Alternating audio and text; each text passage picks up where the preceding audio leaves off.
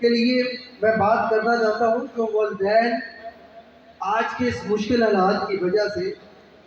अपनी बेटियों की जिम्मेदारियां नहीं निभा पाते और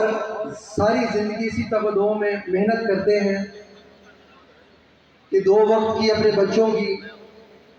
रोटी पूरी करने में लगा देते हैं, उनकी एजुकेशन में लगा देते हैं। क्योंकि मैं भी एक दही इलाके का रहने वाला हूँ, तो हमारे इस माशरे में हमारे वालिदैन को, हमारे ऐसे वालिदैन जो मजदूर हैं या छोटे जमींदार हैं, उनको भी अपनी बेटियों की जब जिम्मेदारी निभाने